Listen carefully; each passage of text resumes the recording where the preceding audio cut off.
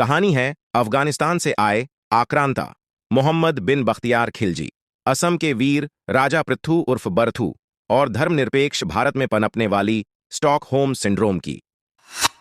Stockholm syndrome अगस्त 1973 में यान Eric Olsen ने स्टॉकहोम की एक बैंक क्रेडिट बैंकन के 4 कर्मचारियों को बंधक बना लिया। उसने बंधकों को बैंक की तिजोरी में 6 दिनों तक कैद कर रखा था। जब बंधकों को रिहा कर दिया गया तो उनमें से किसी ने भी अदालत में बंदी बनाने वालों के खिलाफ गवाही नहीं दी और बाद में वे उसे मिलने जेल भी जाते रहे। अपहरणकर्ता उत्पीड़न और अपहर्ता पीड़ित के विचित्र प्रेम को आगे चल के स्टॉकहोम सिंड्रोम का नाम दिया गया। नालंदा विश्वविद्यालय की स्थापना गुप्त वंश के सम्राट कुमारगुप्त प्रथम ने 413-455 बीसी में की थी। नालंदा प्राचीन भारत में उच्च शिक्षा का सर्वाधिक महत्वपूर्ण और विख्यात केंद्र था। यहां 10,000 छात्रों को पढ़ाने के लिए 2,000 शिक्षक थे। नालंदा में सहस्रों विद्यार्थियों और आचार्यों के अध्ययन के लिए 9 तल का एक विराट पुस्तकालय था, जिसमें 3 लाख से अधिक पुस्तकों का अनुपम संग्रह था। नालंदा विश्वविद्यालय में रत्नरंजक, रत्नोदधि, रत्नसागर नामक 3 विशाल भवनों थे। रत्नोदधि पुस्तकालय में अनेक धार्मिक, ज्योतिष, वैज्ञानिक, भूगोल, राजनीतिक हस्तलिखित पुस्तकें संग्रहित थीं। एक दिन सब कुछ खत्म हो गया। ज्ञान का ये गढ़ खंडहर बन गया। ये सब किया अफगानिस्तान से आए धर्मांध, क्रूर, आतताई मोहम्मद बिन बख्तियार खिलजी ने। खिलजी मूलतः अफगानिस्तान का रहने वाला था और मोहम्मद गोरी व कुतुबुद्दीन ऐबक का रिश्तेदार था। बाद के दौर का अलाउद्दीन खिलजी भी उसी का रिश्तेदार था। खिलजी और उसकी आक्रांताओं की सेना ने इस शिक्षा और धर्म के महान केंद्र को तहस नहस कर दिया। विश्वविद्यालय को जला दिया और हजारों बौद्ध, जैन और हिंदू विद्वानों का कत्ल कर दिया। अनमोल पुस्तकें, पांडुलिपियां, अभिलेख आदि जलकर खाक हो गए थे। कहा जाता है जिस नालंदा को जलाया गया था वहां की रत्नोदधि पुस्तकालय 3 महीनों तक जलती रही। खिलजी नालंदा को खाक में मिलाकर और बिहार में रक्तपात कर कर असम के रास्ते तिब्बत जाना चाहता था, लेकिन उसका रास्ता रोके खड़े थे असम के राजा पृथु, जिन्हें राजा बर्थू भी कहा जाता था।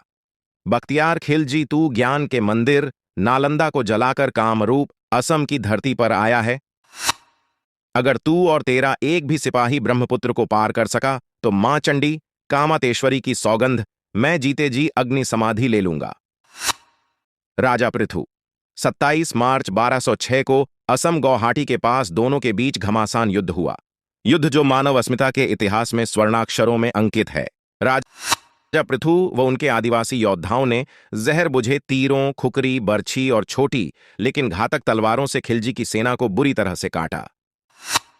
खिलजी खुद और कई सिपाही जंगल में भागे, पहाड़ों में भागे, लेकिन असम वाले तो जन्मजात योद्धा थे। आज भी दुनिया में उनसे बचकर कोई नहीं भाग सकता। उन्होंने उन भगोड़ों खिलजियों को अपने पतले लेकिन जहरीले तीरों से बींध डाला। अंत में खिलजी महज अपने 100 सैनिकों को बचाकर जमीन पर घुटनों के बल बैठकर क्षमा याचना करने लगा।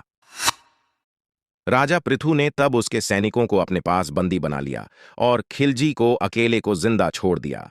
उसे घोड़े पर लादा और कहा कि तू वापस अफगानिस्तान लौट जा। रास्ते में जो भी मिले उसे कहना कि तूने नालंदा को जलाया था, फिर तुझे राजा पृथु मिल गया। बस इतना ही कहना लोगों से।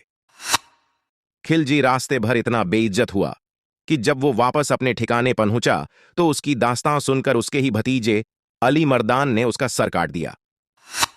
पुस्तकें जलाना, शिक्षकों और शिक्षा संस्थानों को तहस नहस करना आतंकवादियों की विरासत है।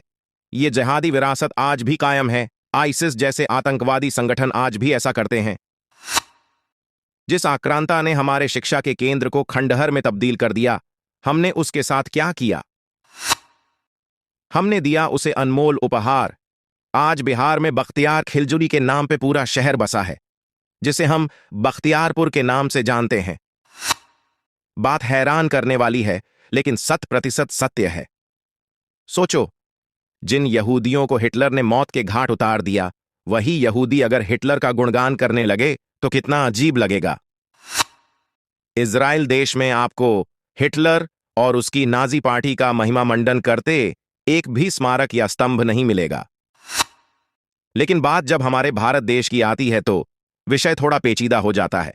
हमने आताताइयों के नाम पर सड़कें, स्मारक, स्तंभ बनाए, उनके नाम पर शहर बसा दिए, और तो और अपने बच्चों के नाम तक उनके नाम पर रखे हैं, और राजा पृथु जैसे वीर योद्धाओं के नाम के शिलालेख को ढूंढना पड़ता है। हम में से कितने ही लोगों को राजा पृथु का नाम तक झात नहीं होग। स्टॉकहोम सिंड्रोम का इससे शर्मनाक और ज्वलंत उदाहरण शायद ही विश्व में कहीं मिलेगा। दशकों की तथाकथित सेक्युलर सरकारों ने और वामपंथी इतिहासकारों ने हमारे आंखों के सामने पट्टी लगा दी है, जिससे हमें सत्य दिखता ही नहीं है, या सत्य का दूसरा ही स्वरूप दिखता है। अपने ही देश भारत का नाम भारत करने के लिए कोर्ट में याचिका लगानी पड़े तो समझा जा सकता है कि क्यों ऐसा होता होगा। मौका मिले तो मिन्हाजी सिराज की लिखित तबकात-ई नासिरी जरूर पढ़े। खिलजी द्वारा नालंदा के जलने और हिंदुओं के नरसंहार का वर्णन किया गया है। PDF ऑनलाइन उपलब्ध है।